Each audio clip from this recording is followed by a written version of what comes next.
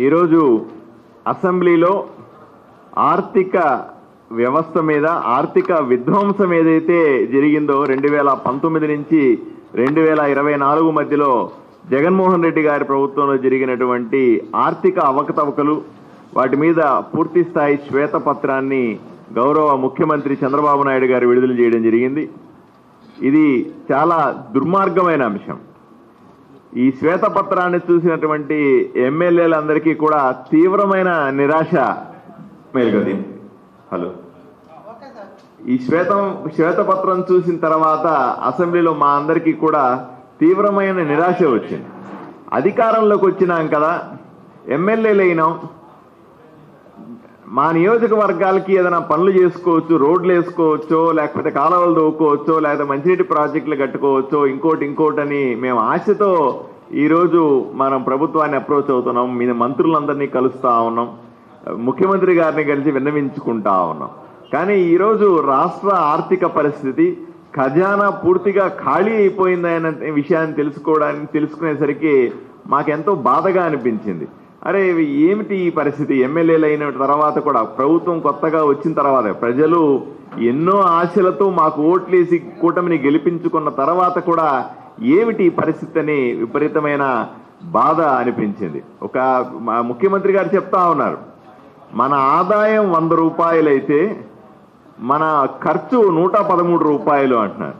అంటే ప్రతి 100 రూపాయలకి కూడా 13 రూపాయల అదనంగా మనం ఎక్కడి నుంచైనా తెచ్చి పెట్టాల్సి వస్తే ఎలాగా దీన్ని ఈ రాష్ట్రాన్ని బాగు చేసుకోవాల్సిన అవసరం ఉంది.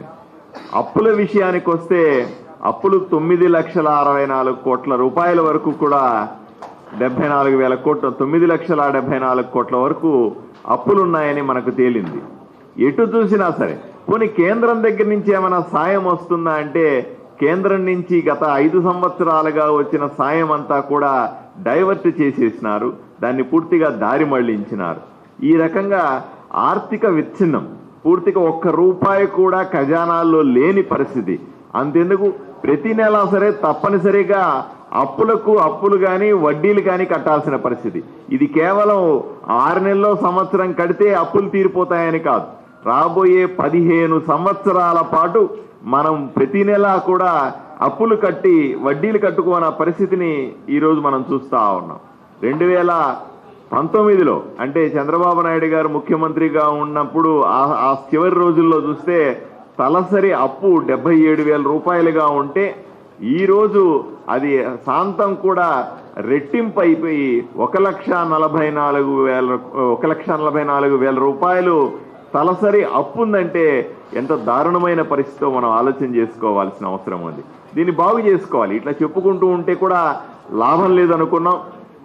ఏదో ఒక మార్గాల్లో 1కి 10 సార్లు ఆలోచన చేసుకుని దీన్ని బాగు చేసుకోవడానికి, ఈ రాష్ట్రాన్ని అభివృద్ధి పరుగులు పెట్టించడానికి కొత్త మార్గాల్ని వెతుక్కొని కేంద్ర సాయం తీసుకుంటూనే ఒకవైపున సొంత కాళ్ళ మీద నిలబడుకుంటూనే ప్రజలకు భరోసానిస్తూ రాష్ట్రాన్ని ముందుకు నడపాలన్న విషయం మీద ఒక మంచి అవగాహనకు వచ్చారు.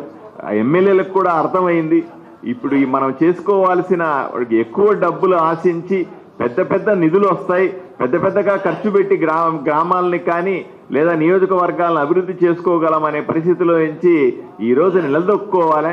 కొత్త ఆలోచనలతో కొత్త పద్ధతిలో నియోజకవర్గాలను అభివృద్ధి చేసుకోవాలి. నియోజకవర్గాల్లో కూడా సొంత కాళ్ళ మీద నిలబడేలాగా సెల్ఫ్ సస్టైన్డ్ మోడల్లో దీన్ని ఎలా డెవలప్ చేసుకోవాలనే కొత్త ఆలోచనలు ప్రతి ఒక్క ఎమ్మెల్యే కూడా చేయాల్సిన పరిస్థితి ఏర్పడిందని తెలియజేశారు. ఇది చాలా ఐ ఓపెనింగ్.